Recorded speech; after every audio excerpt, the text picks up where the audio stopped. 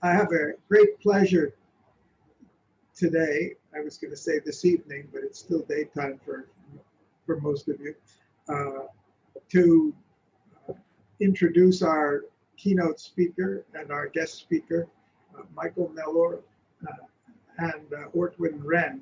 I wanted to tell you a little short story about this background for this meeting.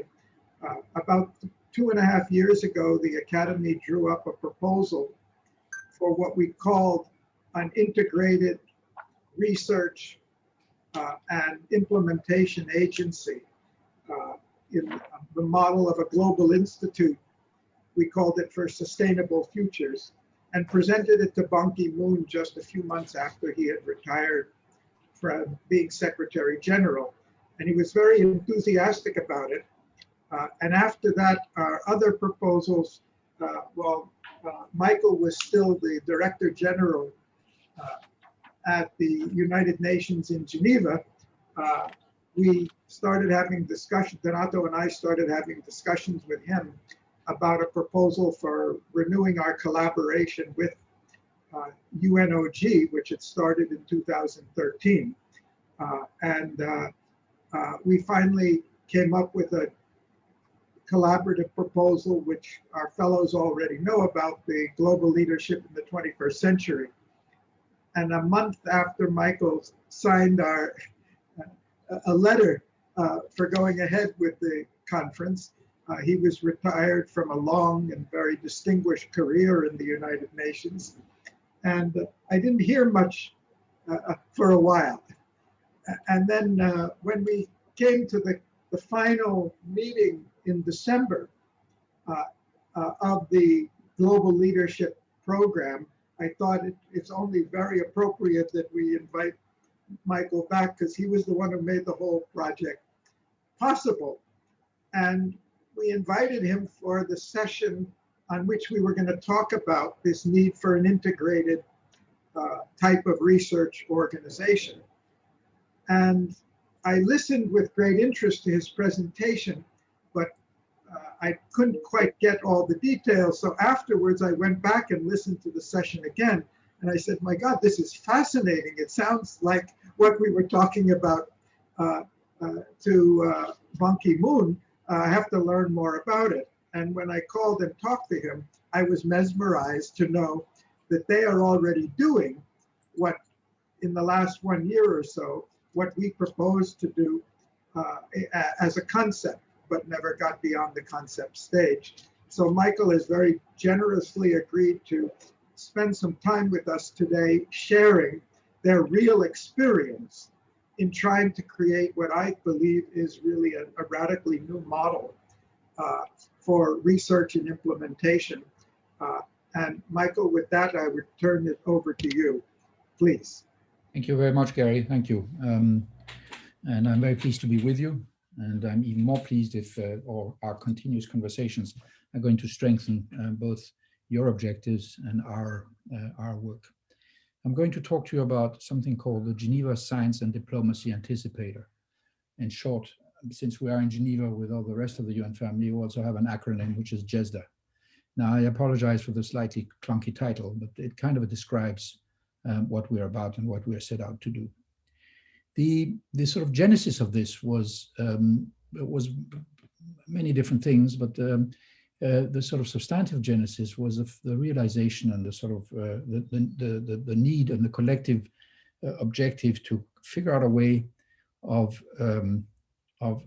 making sure that we can address the existential challenges that we have ahead of us in a way that makes sense, and sort of garner the science and make sure that the scientists who are working on cutting edge science and the science of the future and the technologies of the future are in conversations with those potential end users of that technology and that science. And so the idea was to align the science of tomorrow with the needs and the challenges of tomorrow in a way that is operational and that would make sense and would have an impact and would benefit humanity to the extent possible. The Swiss government decided that this was a good idea, and so they set up a foundation that has the name I just mentioned. It's very rare that the federal government sets up a foundation, but they did, also to give us some autonomy, and asked us to get on with it. This was a little bit over a year ago, and our job is really to I've already described the first part of it, but the fact is that we are there to anticipate. Anticipation is really the key word of our organization. We're not looking at science that's happening right now, but we really are looking at 5, 10, 25 years down the road, and to see how we make sure that that science and those technologies are used in the best possible way. So we scan what's happening in the laboratories and the universities around the world. We accelerate that knowledge and help accelerate the processes that will bring these technologies to market, so to speak.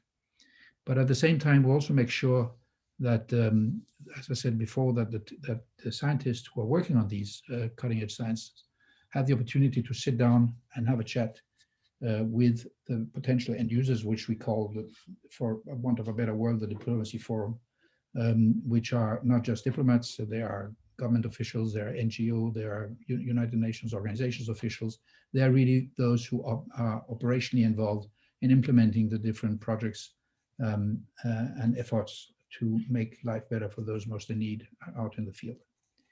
And once we have an agreement between these two groups, who by definition, or not by definition, but by habit and by history, haven't really spoken to each other very much, and who really have different languages, and help them get to a joint decision on which of these technologies are the most appropriate to bring forward and to work on, then we also help them process forward in a process that we have created, that we call the operations room.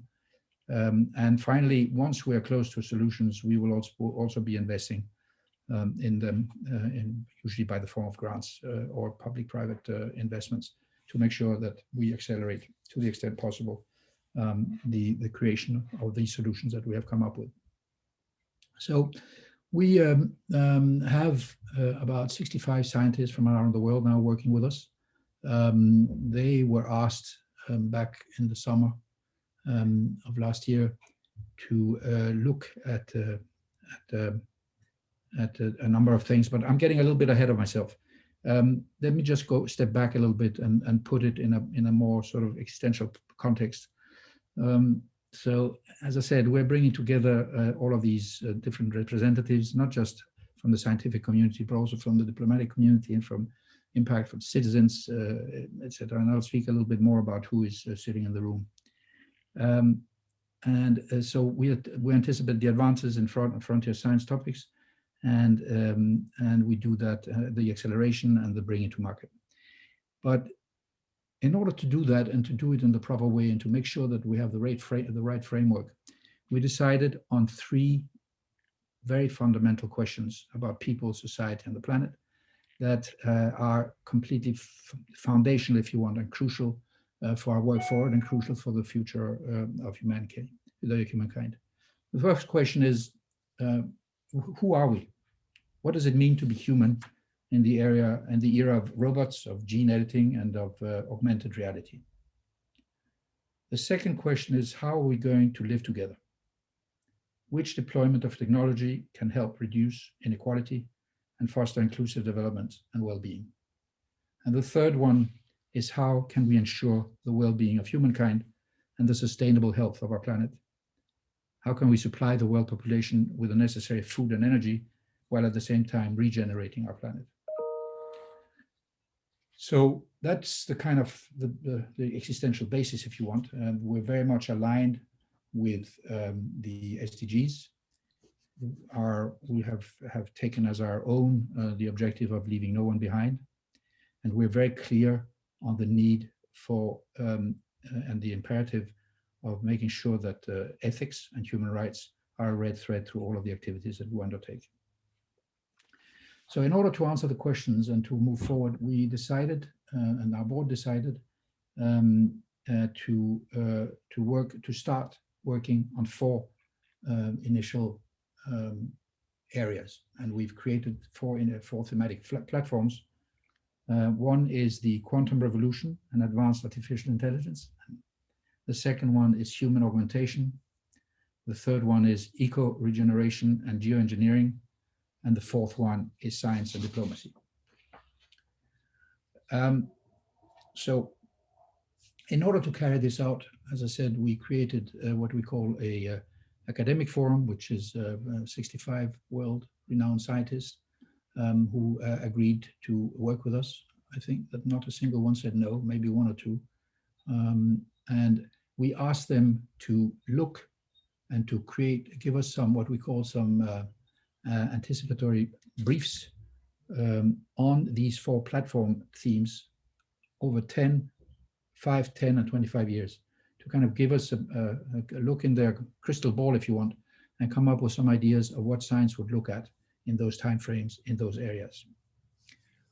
Fascinating stuff that came out of it, and we can speak a little bit more about the substance of some of these suggestions and what was into these 12 briefs that we asked them to do. But while they were doing that, we then created a parallel forum, a diplomacy forum, with some quite very high-level representatives of the other side of the coin, if you want. The heads of UN organizations, former ministers, science advisors to governments, social scientists, ethicists, etc. And also there, the enthusiasm for joining this was absolutely quite astounding, really. I think that I have spoken to every single UN organization head, and we asked about 16 of them to join us. Not a single one said no. And not just UN organizations, by the way, several others. And again, there, I'm happy to talk a little bit more in detail in questions and answers. We put all these people together on the 18th of December for the first meeting between these 2 fora. And it was an absolutely fascinating conversation where it was the first time they met, and we had to sort of help and assist in getting them together, getting them to meet, getting to start understanding each other and understanding their entry points and their language. And the conversation brought quite a lot of synergy and some agreements on some of the themes that we needed to start moving on, but also very clearly agreed on both sides, very strongly, that there were some transversal issues and very fundamental issues that needed to be taken care of. One was ethics. Very clearly, the message was that this was absolutely necessary, and we obviously knew that already. The second one that was the governance issue. How do you govern these things and make sure that it's governed properly? A lot of the technology that is coming at us at warp speed right now is not governed and is not sort of subject to adult supervision, if I may say so. A lot of it is created in the private sector, and we need to start looking at how we're going to manage these things. And I'll come back to some of that as well. And the third one is to make sure that the equity and that the fact that this is not going to be benefiting just the North, but this is going to be benefiting everybody around the world. They came together with a bunch of suggestions that was then presented to our board on at the end of January, and the board gave us the go-ahead to move deeper into some of the issues that they have brought up, and this is where we are now. We are sort of at the threshold of operationalizing this. We will move into specific task forces that will start looking at the different areas, about 7 of them, and together, both sides, with the diplomacy moderators and the scientists. And then in October, we will have a summit. We will first of all have a report that details where we are, but the summit is also an opportunity for JESDA to tell the public and tell everybody who is interested and who has been part of this to where exactly we stand, what are where are we in the process, how far have we gotten, what are the subjects that we're working on, which are the subjects that we will work on down the road. And this is also part of our statutory need to inform our founders about where we are. We have to go back to both the government and the Parliament of Switzerland to tell them where we are, because they have to take a decision too on whether we continue. We were a 3-year startup, and that comes to an end in 2022. And so that's the sort of bare bones of it, if you want. One of the equally important objectives of what we're trying to do is the fact that we took very clearly the fact that the scientific community is probably the community on the planet that has been able to collaborate best across geographic divides, across certainly political divides in a very fragmented world, and learn from that and bring that in as a very clear upside. And together with the diplomacy moderators, who are very also increasingly clear that we have to figure out a different way of working together if we're going to solve the problems that are ahead of us. We have to work better together. We have to break down the silos. We have to be much more networked and much more collaborative and much more integrated. So we are going to, through this, if we're successful, and I see no reason why we shouldn't be, to come up with a proof of concept, or a very simple proposition really, that it is a lot better to work together than not, and to come up with systems that will facilitate that. The system that we have come up with is called the Situation Room, and this is really a kind of a funnel through which we push the different actors and the different subjects at asymmetric speed, depending on what they are. We bring in other actors in there, such as social scientists, or artists, philosophers, youth, very important, the opinions of the public, to make sure that we have as broad as an acceptance as possible, and also that we build back some of the trust that has been lost, both in science and in decision makers and in politicians and in the process, the international process and such. So if we can be part of rebuilding or coming up with a different kind of multilateralism, then we will have done a good turn as well. The structure of the organization is just to give you a very quick sketch. We are in 3 pillars. We have a chairman and a vice chairman, and then under this we have 3 pillars. One is the academic and the science forum, that is the one that goes out and scans and interacts with the scientists, etc. That forum is co-chaired by the current rector of the Technical University of Zurich and the current rector of the Technical University of Lausanne. So we have a very strong academic input into the work, which gives us also an incredible network around the world. The University of Geneva is also involved, and the Graduate Institute here in Geneva is also involved. So that is one of our strengths. The academic forum is chaired by me, and then we are in the process of creating an impact forum. As I said, this is going to be the one that will both do the fundraising, but also be the one that manages the money that we're going to be getting, hopefully, to be able to invest in some of these solutions as they move forward down the implementation line. I think, let me stop there basically, because I have now been speaking a little bit more than 20 minutes. I'm happy to go into sort of more details on any of these issues.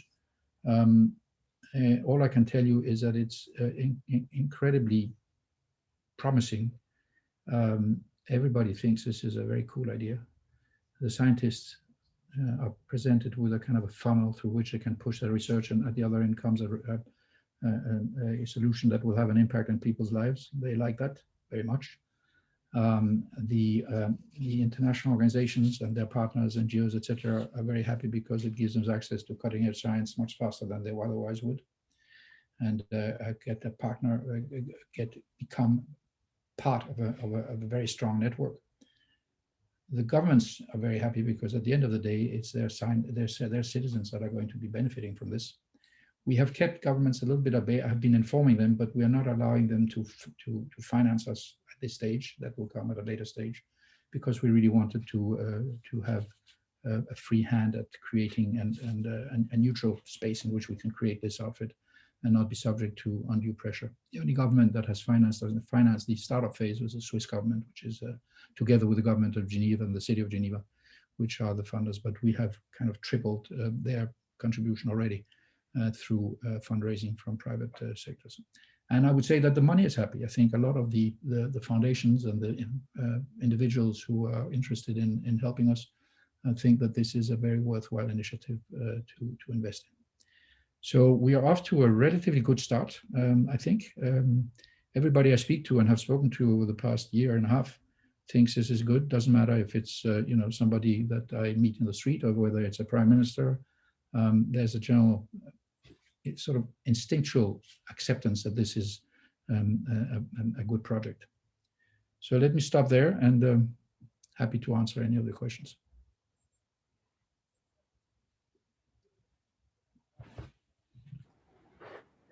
Shall we take a few questions before we go on, because we have plenty of time? Do you have a question, Garry? I have two yes, questions. I have. If you please go on. I have the first question. If I can hardly wait.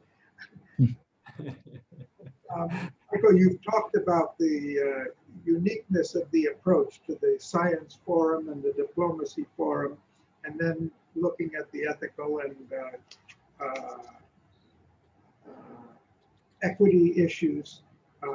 I'm wondering, how far does the conception go from the identification and formulation? Getting these people together, how far does this, I know you're just a startup. Yeah. In this, you're really very recently doing, but in conception, where does the boundary of Gesta's work end? Where do how far does it go from this research and working out things? What's the final product, or does it go along the line? Well, I can give you some examples already, because I haven't spoken. That would be helpful. That we have already done. That we have incubated a number of issues, and we're working on a number of other issues already for this year. But the short answer is that it ends at the exit point of our situation room. Once we have a solution, an agreed solution, and once we have helped it take off through funding or creation of partnerships, etc., identification of somebody who can take it over and then work on it, then that's where it goes. We're a very small outfit. We're less than 12 people. And so we're not going to be actually the ones who implement the solutions. We're hopefully going to be able to identify those people who are better placed to do that. Some of the solutions will be are not necessarily physical tools. Some of the solutions may be a new set of rules, and they may be a new institution. Let me just talk to you about two solutions that are already up and running. One is an initiative called IDARE, which is a research collaborative on how to use artificial intelligence in the health sector. That is already up and running. We help them fundraise. They're based in the Graduate Institute here in Geneva, and they're already doing, off to the races. The other one is also a very interesting one, which is it's in terms of digital and diplomacy. The University of Zurich and the University of Geneva are collaborating in the creation of a new institute that we are helping them with, that is looking at how to use artificial intelligence in improving our capacity to make peace, to mediate, and to look at new structures, new diplomacy structures, and new governance structures in those fields. That is already up and working. They are already teaching students. They're already doing research.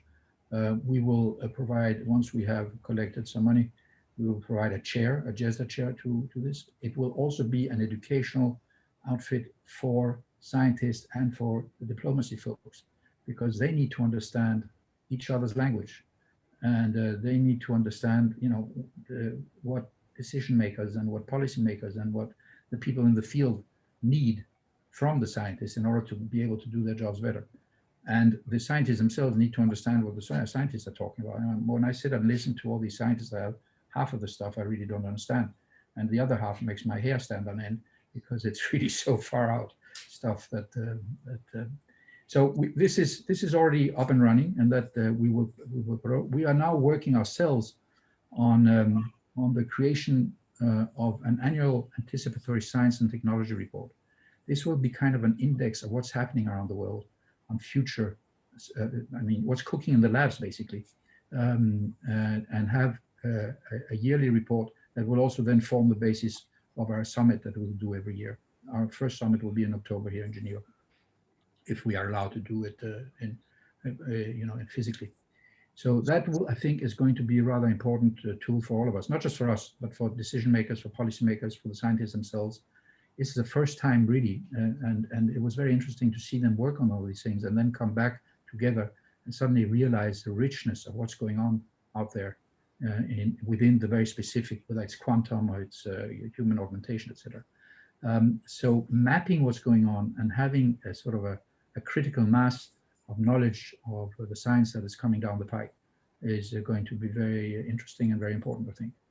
Also in terms of the governance of it and of how we collectively make sure that these technologies are going to benefit humanity and not the other way around. I mean, there's clearly in many of them, there's huge risks involved, if nothing else, when you, what you can do with quantum, at least what the scientists are telling me that, and telling us what we can do with quantum in 25 years from now. We better have a handle on how we govern that and what kind of rules we put in place.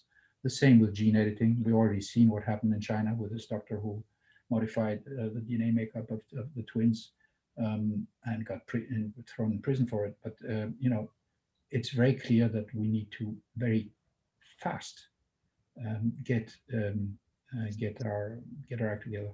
And in fact, one of the solutions that we're probably going to be working on that was approved is the creation of a kind of science arbitration court, a place where scientists and others can come and get a ruling on whether what they're working on or whether somebody else is working on is ethical, is acceptable, is something that humanity wants, that the risks are worth taking or not. I think there needs to be an international place that is acceptable, like we have the sports arbitration court here in Switzerland that is a final arbiter on what is okay and what isn't. So I think that is one of the very important elements. And if we can manage to come up with that and push that and be the catalyst for that, then we would have done a really great thing as well, I think. There are plenty of these there's plenty of these things that are cooking and bubbling.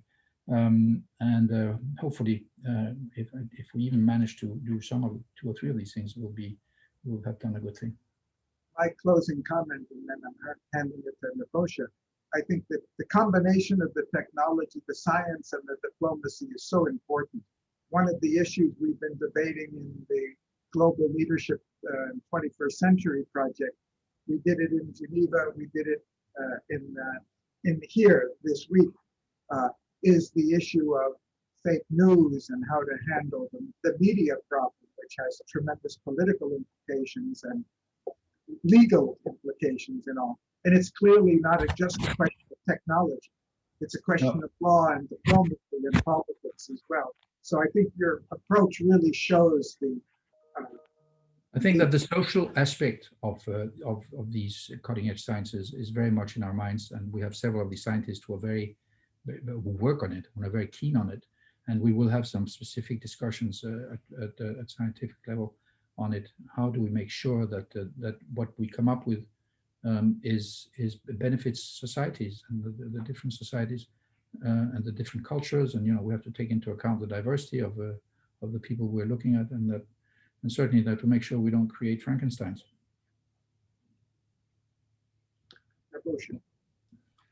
Okay, I have learned that in December last year, the initial 12 JESDA scientific anticipatory briefs were produced. Yes. Is it possible to obtain this document? Yeah, I can. They're on, if I'm not mistaken, they're on our website. And let me, by the way, draw attention to our website, which is jesda.global. Mm-hmm. And they should be uploaded already now. If they're not, please let me know and I will send them to you. It was not there a few days ago. That's okay. Well, they should be, but anyway, otherwise we can certainly make it available, and certainly in pre-seed form. The other thing is, if you go, the other thing I want to draw attention to is on the website, you can sign on to our best reads. The best reads is every Friday we send out a whole series of articles from all over the world on the issues that we're working on. And most of them are scientific articles, and it's a very rich trove every Friday. I mean, there's at least 24 articles that we send out, and you're more than welcome to sign on to that. All of you, by the way. Okay, thank you very much. The second question is the following. I have found a statement on the JESDA's website that the international scientific community has not been much engaged in international policy making, which tends to focus more on the role of governments, political and economic intergovernmental organizations, non-governmental organizations, and business community. I have the same opinion. Therefore, I would like to inform you that a project on basic sciences and sustainable development ought to be established soon in WAAS. It would be devoted to the whole chain of research and development, whose proper structuring and functioning on the global, regional, and national levels should ensure a coherent approach to the present and potential future problems and challenges of mankind. Therefore, we are thinking about establishing a collaboration with JESDA. I'm talking about WAAS. What do you think about that collaboration? Would you be ready for that? Yes. Look, I think that in today's world, any organization such as ours, any NGO that wants to have an impact, will not have that impact on that unless it is a networked organization. We have to create partnerships, and we have to work together. We have to walk the talk that we and I would be more than happy for us to establish a partnership. And if you hadn't proposed it, I would have proposed it myself. Thank you very much. We have not yet made the concept, but I hope we'll do that soon, and then we'll come back to you soon with a concrete idea, not the whole front. We would like to choose something within the wide scope you have already. But as you go about that, I mean, you know, we're both of us, our organizations are kind of entering into this right in the middle of a new trend of science diplomacy that is happening. If you look at the European Union is working very hard on that and wants to give itself a capacity for science diplomacy. They need a little help because I find their approach a bit bureaucratic, as with many things they do. But they have a lot of quite a few papers that sets out how they want to do it and how they want to go about it. I think there is several governments that want to do it. One of the interesting feedbacks when we discussed and when I have discussed with governments, quite a few governments came on their own to visit us, to sit down and talk, was that all of them wanted to hear how they could create a JESDA back home. So one of the products that we're going to be working on is kind of a JESDA in a box that we can give them so they don't have reinvent some of the procedures that we invented and the structures. And then kind of franchise, if you want, to governments where basically at the end of the day, this is where whatever we do is going to be proven or not proven to be useful, because it's in the lives of citizens around the world that we will show our impact. So it's a very what's the word I'm looking for? Energetic field, if you want. Lots of stuff happening. And one of the things that we need to do, and there's something certainly that we can do together and with other partners, is to connect the dots between these many different initiatives to make sure that we don't sit and reinvent wheels that have already been invented. So as you set out your framework and your vision, I'm more than happy to either have myself or others of my colleagues to interact with you and have conversations so you can benefit from our experience until now, and point to some of the areas where we think that it might be useful to put emphasis. Thank you very much. And now, finally, a piece of information for you. The year 2022 has been proclaimed the year of basic sciences for sustainable development. It was done by UNESCO in November last year. WAAS, in the meantime, WAAS has proposed to organize a conference in Belgrade, Serbia, in September 2020, and the title is Basic Sciences and Sustainable Development. We are working on the program, and let me tell you, very frankly, we would like very much to have you among the participants of the conference. I know that you might be very busy, thus please write that down. It's September 2020, Belgrade, Serbia. 2020 is already passed. 2022, sorry. September 2022. It'll be a high-profile conference. It will be a real global event. And I have to stress, we will talk about connections between basic sciences and sustainable development. But we would also like to talk about basic sciences themselves. We would like to have basic scientists of the high class to obtain some kind of a picture of today's advanced research in mathematics, physics, chemistry, and biology, and also all the connections along the chain of research and development. Okay. And I'll send you very soon the information. Yeah, I have two comments to that. One is, please remember that the central and operational word in our organization is anticipation. We will not work on stuff that's happening already now, or on sciences that are already on the table. We are really looking at 5, 10, 25 years. A lot of other people are looking at what's happening today and trying and applying that to. One of the big problems that I have when I speak to people, and particularly heads of organizations and other colleagues, is the fact that quite naturally, within the first minute, the conversation turns to the needs they have today. That's their job. They have to solve the problems of the people that they're supposed to help. Whereas I want to talk to them about their toolbox for the future. And actually, interestingly enough, a lot of them have already done much more than I thought in terms of looking to what are going to be their technological needs down the road if they really want to remain relevant and be able to deal with the problems that are coming. You know, there's some basically massive problems, quite apart from climate. There's health, there's migration, there's corruption, there's education. You know, all of the issues that are coming from the urbanization of the global population are going to come up. There's really, there is so many issues that need to be dealt with. We can only do it if we do it together, and we can only do it if we have an integrated approach to problem solving. I mean, you know, we know all that, and this is what the Sustainable Development Goals are about. So yes, absolutely. Let's work on that. But so I'm just coming back to that. I'm happy, if I can, I'm more than happy to join you. But I will talk about the future. And if you need connections, or if you need certain scientists to speak about certain, we may be able to help you connect with the guys that work for us, the guys and women who work for us, and see if they can be part of your conversations. Okay, thank you very much.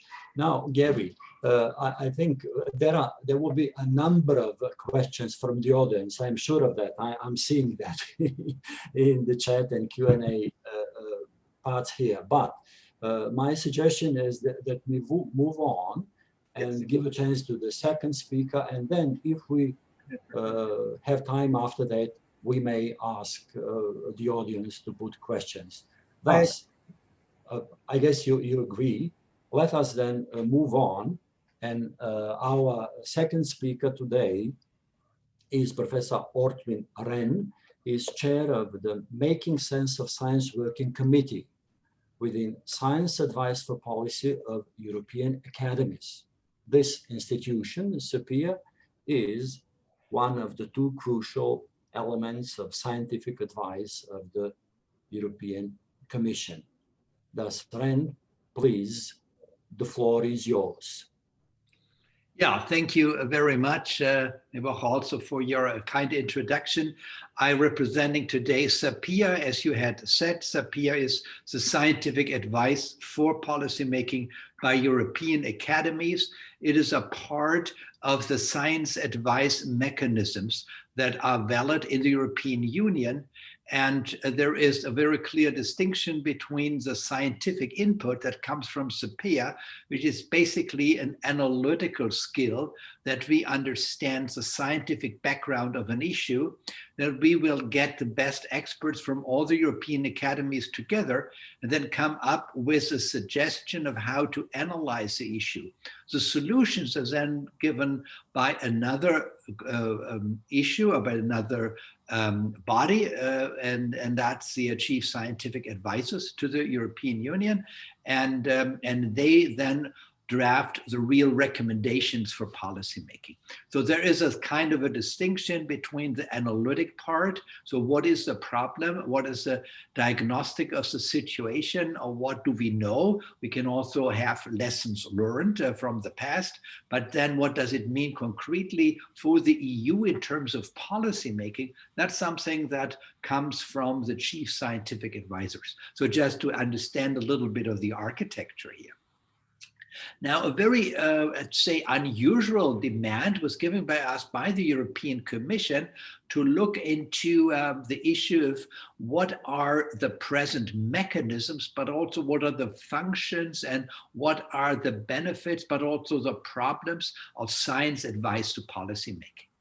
And I think what Michael was just talking about, anticipation, is certainly one major issue that we're dealing with, to see how can we make sure that the best interdisciplinary science advice gets to the policy-making bodies, and how can we make sure first that they understand the issue in all its complexity, secondly that they can distinguish between good science and bad science, or between truth and fake truth, and thirdly that we can also show that there is diversity in terms of policy options. It's not that scientists can say, you know, if you want to have A, you have to do X, Y, Z. That's not that simple. Now, we know there are different options. Any option has negative side effects. So we always have pros and cons. So we need to make trade-offs.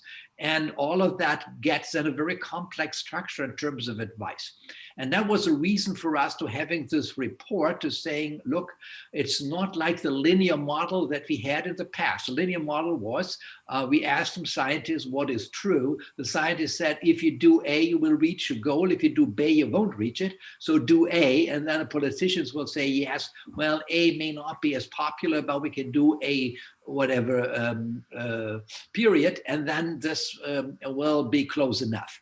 So that was a kind of traditional science policy model. And we believe that has never been really true on one hand side, but secondly, it is definitely outdated for the modern world. And that's basically true because we face three major elements here. One is the world has become more complex, or better said, our knowledge about the world has more complex. The world has always been complex, but we are thinking about the world as being deterministic and easy and mechanical. It's not.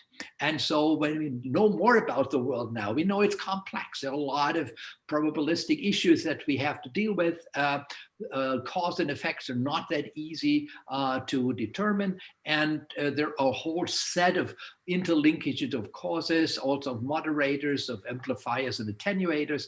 All of this, you know, builds a complex model, and we're trying to regenerate these models in terms of, you know, getting a better hold of this complex reality. But we always know it's always a simplification, and we always may leave out some very important elements.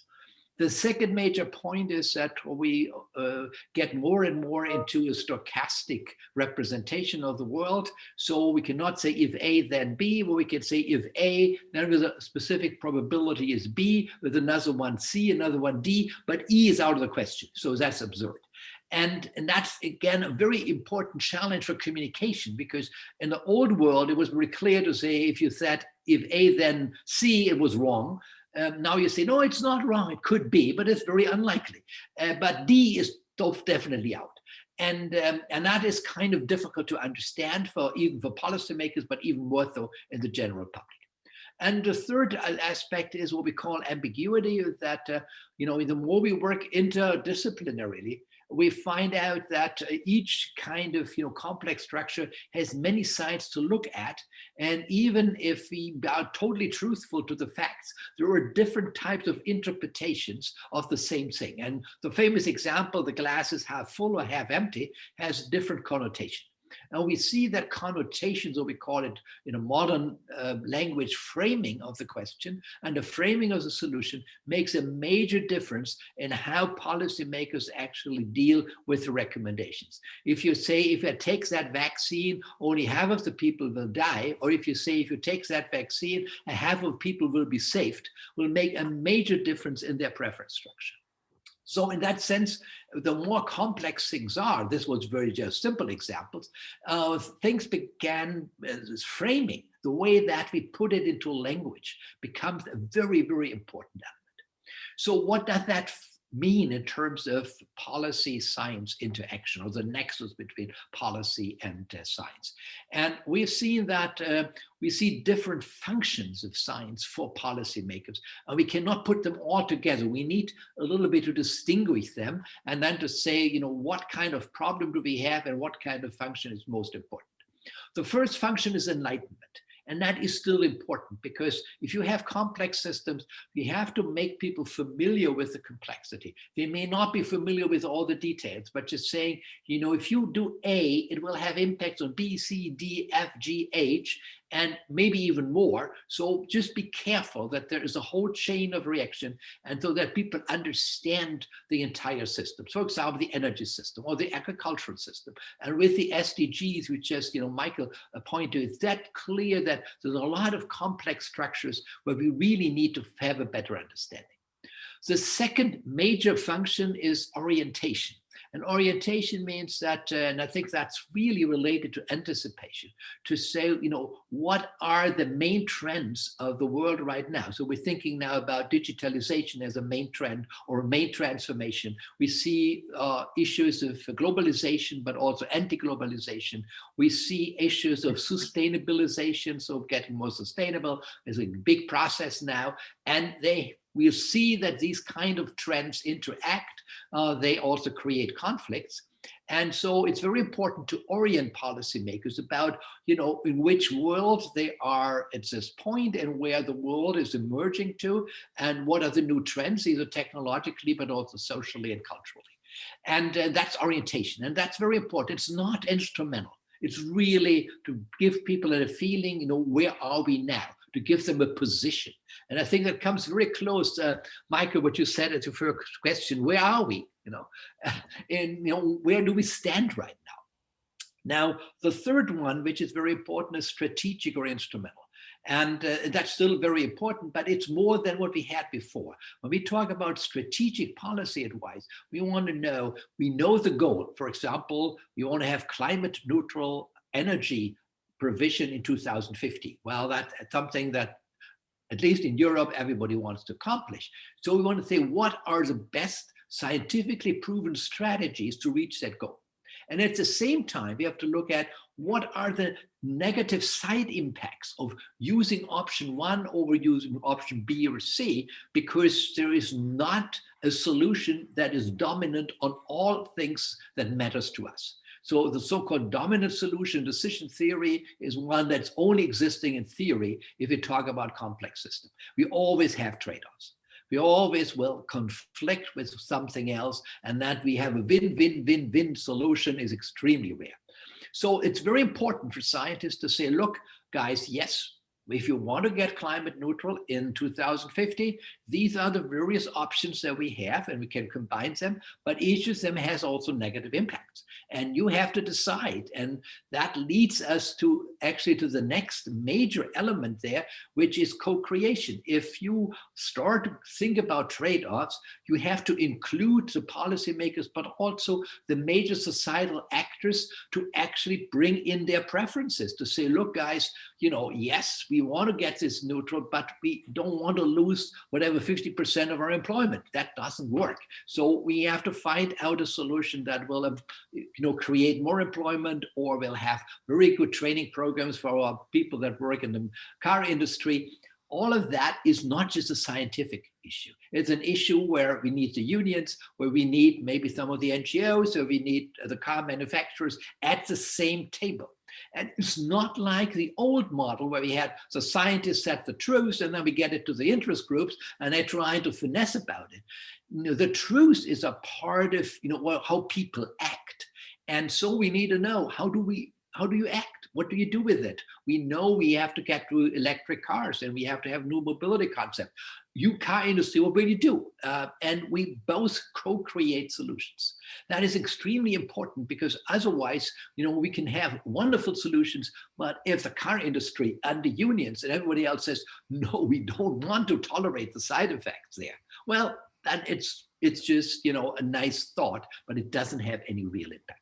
So if you want to have the impact, we also need this co-creational space in which science works together with stakeholders, with major actors to develop solutions based on evidence and true science. That is extremely important because we have a lot of interest groups that base their claims on fantasy, on wishful thinking. And specifically, if you look in the United States, Erasmus wishful thinking was the main selector for truth. That doesn't work. And I think we need to be very careful about this, that to say, okay, science is still the best guarantee that whatever you do will do what you expect it to do. We are still not perfect in this, but we are better than anybody else. And so to that extent, having science as, you know, given the evidence what we have about what can happen if you do A rather than B, co-creating solutions with actors based on what we know and what we don't know. Of course, we also have to think about how to deal with uncertainties, that's clear. But nevertheless, getting that kind of creative space working, that I think our major recommendation, and we have also proposed a lot of formats of how to do this in a kind of transdisciplinary science model. But nevertheless, my main message is here, the old science policy nexus of having one creating the truth and the other one creating the action is not working anymore. We need a better model in which we co-create solutions, in which we have the interdisciplinary research that creates the space for evidence, and we have the various groups and the policymakers that want to do really resolve trade-offs in the public interest, for the public interest. I think also that echoes, you know, what you said, Michael, about, you know, the third major element being in, you know, for the public good. And I think this needs good formats, and we're very much willing to engage ourselves in these formats. And if any of you would have any questions on this, I'm very happy to answer this. And this completes a little bit my little report on this big MASOS report. You can still get this report and the SAPEA platform, email platform. I have it right here if you want. Yes, that's how it looks. And then you can also read a little bit more details about what I've just said. Thank you very much. Thank you. Garry, I guess you have a question or two, do you? Well, I'd like to open it up because I think my only comment is it's strikingly parallel to what Michael was talking about. The same idea, except this is the immediate what's going on today for the practical issues, and Michael's group is looking out more. But the model is, I mean, the implementation may be different, but the principle behind it is very similar. So it's perfect. It's a perfect combination for both of you to be speaking at the same session on it. Thank you very much, Professor Renn. Why don't we open it for other questions and hear from others? Michael, do you want to respond? You're muted, Mike. You have to unmute. Yeah, thank you. Sorry about that. I keep doing that. Where do I find the report, Ortwin? I'd love to have a look at it. Yeah, well, the report is behind the SAPEA has its own homepage. It's SAPEA, and there is a report. It's called MASOS, MASOS. And but if you have any problem, you can write me, and I can send you a copy. That's no problem. Okay, but so if somebody would send me your email, then that would be great. I can put it in the chat. Okay. Okay, Ortwin, I have a question for you. It is well known that since the beginning of the 1980s, science and technology represents one of the four pillars of the socio-economic development of China, beside agriculture, industry, and military. It is well known. The extraordinary results of that development are clearly visible today. We all see that and see some kind of acceleration of all that. Thus, is there any organized direct or indirect interaction of the science advice mechanism of the European Union and the corresponding mechanism in China, direct or indirect? Are you following what I do?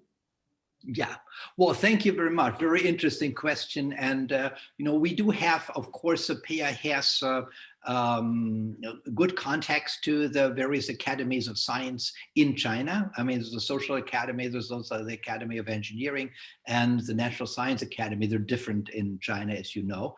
And of course, we're trying to also be in contact with our Chinese colleagues. I myself have a professorship at Beijing Normal University, so I do teach classes there, and I have graduate students. However, I think what's very different from the European part is that the science policy interface is different in a country where you have one party. And a party that basically directs what's going on. That has sometimes advantages. Or I mean, we have been working, for example, in some areas on environmental protection, where we had the chance to give some recommendations to one of the ministers, and he said, "Well, okay, we're going to do this tomorrow." And I've never seen that in any European context, that somebody, even Merkel, or anyone von Leyen or whatever would go on and say, "Oh yeah, that's great. I'll go and do this tomorrow." So this is something, and it has its, advantages, disadvantages. We know. I mean, it's democratic legitimization is something different. But so that actually happened to us, and I think that was really interesting. The other thing, of course, is that the policy science interface is always under the scrutiny of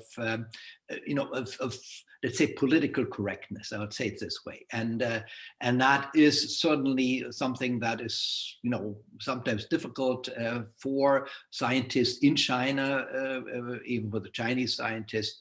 But also for foreign scientists coming in. It's not always visible, but if you go deeper, that does happen. And if something is not welcomed politically, well, it won't be heard. And that can be much more dramatic than it is in let's say, in European countries. But I think it's really good to have that connection. And we know that, with our scientific colleagues in China, we have a lot of very good cooperation. And I think it's very important. Nevertheless, we also witness some of the difficulties. And of course, I mean, there is clear difference in political culture. Okay, thank you very much. Now, we have 10 more minutes in this session. And let us give a chance to people from the audience. And I guess they can come in. And I see a question from our colleague, Mariana Borgeson. Can she ask the question? I'm asking the support team. Can Mariana put a question direct? Yes, we will do that, yes.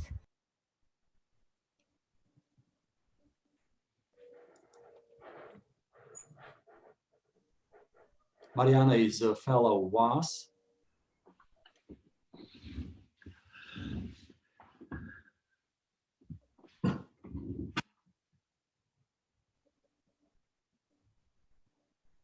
Okay, if not, let me put the question instead of her. I see the question, and it is directed to Michael. Hello, can you hear me now?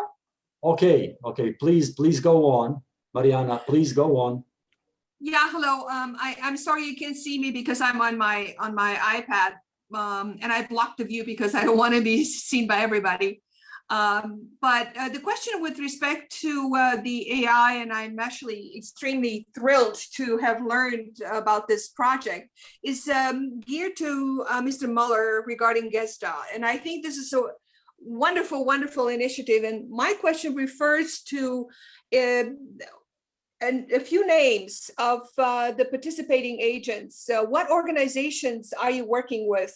Have just signed up the Asilomar principles? Who are the main players? Are you working together with the X Prize people in California? I would really be interested in seeing, in what direction do we go? And first of all, how I personally get involved with it. I've been in artificial intelligence since the 1970s. Wow. Okay. Shall I answer now, or do you want to take Yes, it? Yes, please do. Please go on. Yeah, hi, Mariana. Well, first of all, on XPRIZE, one of our board members is the head of XPRIZE. So already there we have the connection. We have a very strong board. And you'll be able to see the names of the board and the names of the scientists and the names of all the diplomacy actors on the website. As I said, JESDA.global. Somebody just typed that they had looked at it and the report is up. Again, if it's not, please contact me either through WAAS or directly. Now we are a startup. We just started a year ago, and we're now only taking the first steps into the operationalization of it. So we're in the process of creating these partnerships, but until now we have sort of crafted what JESDA within our own groups and with the scientists that we would have invited to join us and the different organizations. So we are now, to start with, for example, we have now, not formal, but we have very strong partnerships with practically every UN organization and the Secretary General's office in the UN. We are now beginning to reach out to NGOs.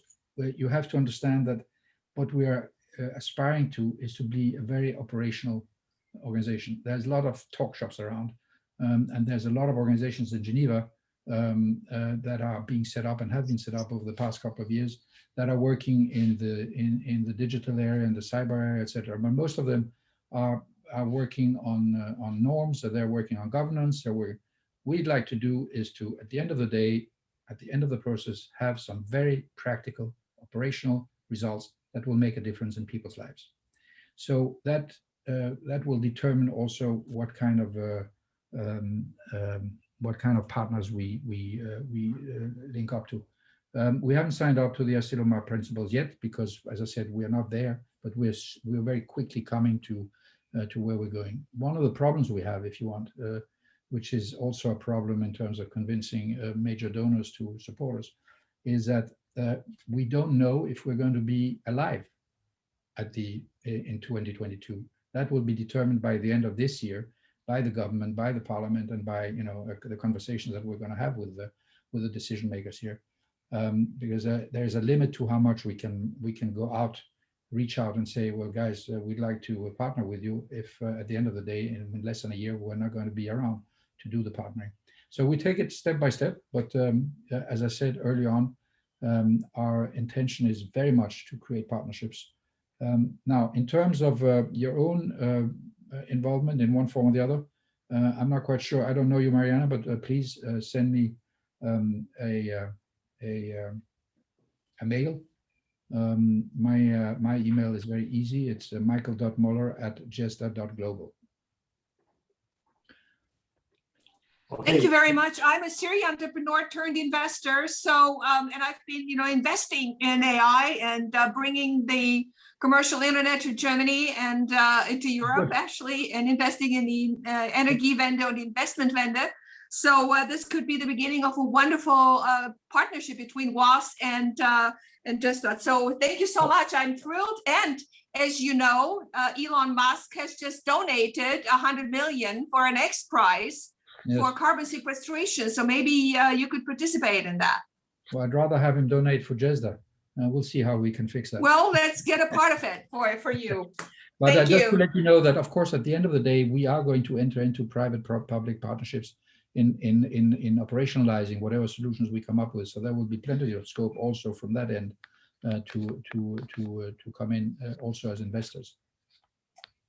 Thank you very much. There is another question, and the question comes from Thomas Reuter, our colleague who is trustee of WAAS. He is basically the guy who made the connection between us and Ortwin.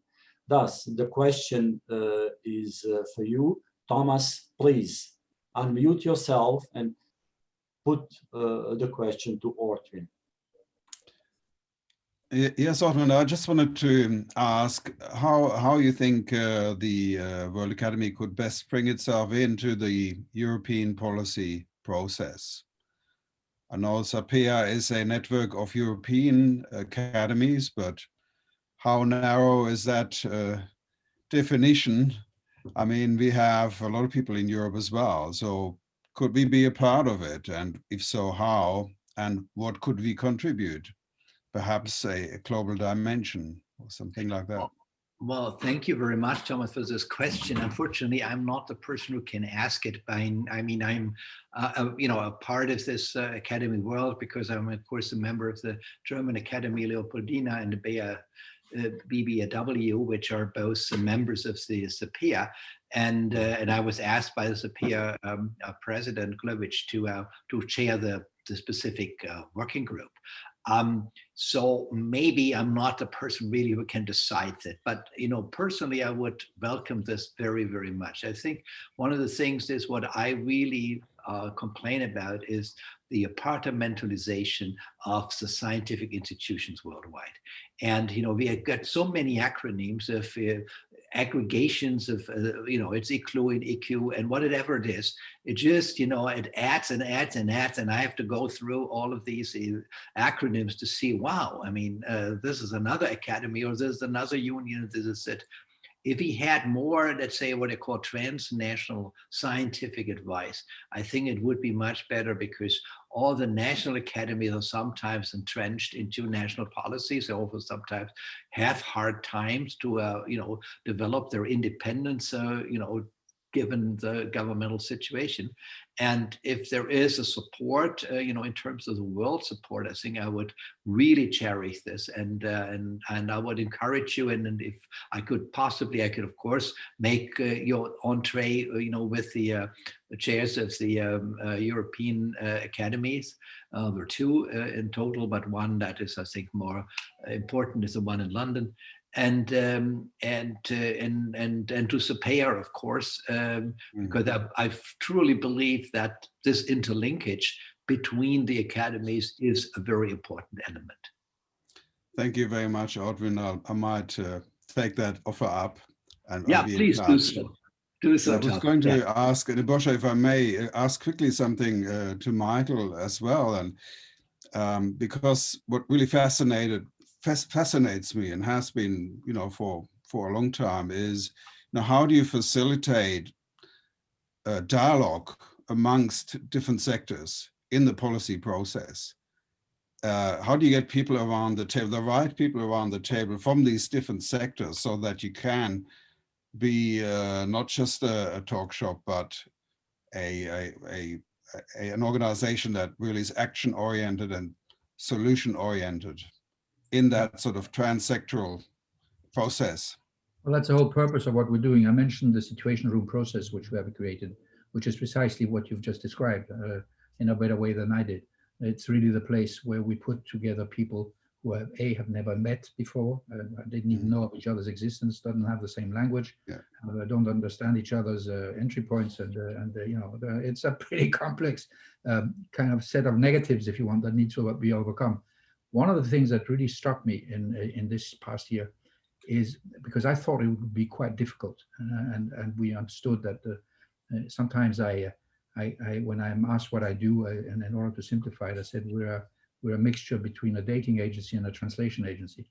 But the fact is that the alacrity and the enthusiasm of the scientists to sit down with the end users of what they may come up with, and vice versa, was much, much bigger than I thought it would be. Yes. These silos have just disappeared.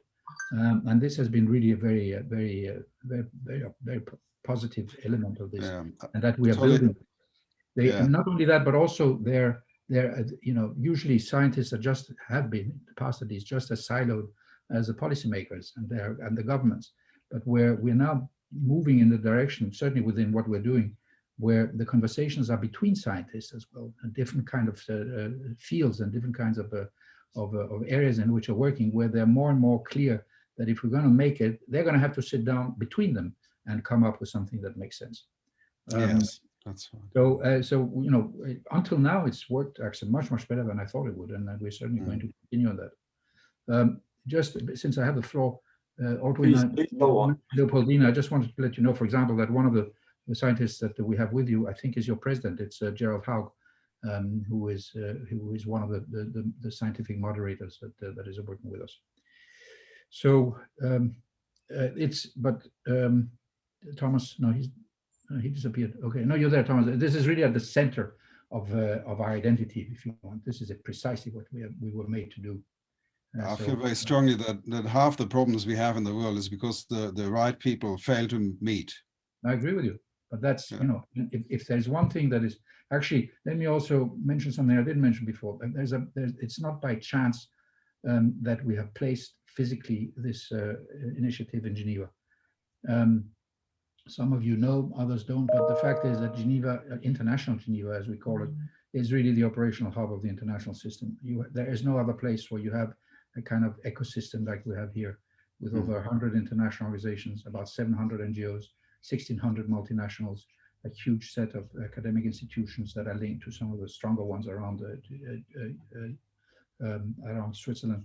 And that ecosystem is working because it's a technical place more than a political place and a more diplomacy place. It's not New York, and most of the structures are technical structures. It's a lot easier to get an agreement between technicians than it is between diplomats and politicians. So we are leveraging that, and because of the understanding that that is very rapidly coming into the sort of bloodstream of these different organizations, that they have to de-silo themselves completely. They have to start collaborating. They have to start integrating their different efforts. This we're seeing very strongly here in Geneva, and it's happening quite fast. So that in itself is a driver also of this putting together people that have never talked to each other before. It's really very positive. Okay. Thank you. Thank you very much. Well, we are close to the end of the session, but we have time for one more question. Azita, please. Unmute yourself. Okay. Yes, hello. Thank you for the opportunity. And Michael, greetings to you, and congratulations for how far you've reached with this great initiative. My question is actually addressing this to Michael, and all those three fundamental transversal issues that you mentioned, the ethics, the equity, distributional aspects, and the human rights. How are you envisaging to get there? Do you see that within these two communities that you have brought together, the diplomatic community broadly called so, and the scientific community, where do you have them? As social scientists in the scientific community, or the normative standards that international organizations have come up and they bring value? How will you make that happen? What are the plans there? Please unmute yourself, Michael. Sorry, I've been being on Zoom for over a year and I keep it. Sorry about that. Anyway, it comes back to what I answered before. In that situation room process where we get people to discuss and where we put people together, there will be those different kinds of people that you've talked about. And we have in our group, and those who have committed to help us out, we have ethicists. We have some very strong professors of ethics, and particularly ethics in new technologies, that are going to be following and participating in the discussions. We have social scientists. We have the High Commissioner for Human Rights, who herself is a scientist, has committed her organization to being there with us and accompanying us and making sure that whatever conversation we're having will be anchored also in the human rights imperatives. So we're very attentive to that, and even more so because, as I said before, it's very clear that all of the participants, both the scientists and the diplomacy actors, want this to be ethical. They want it to be based on human rights. They want it to be based on the Sustainable Development Goals, and they certainly want it to be governed properly.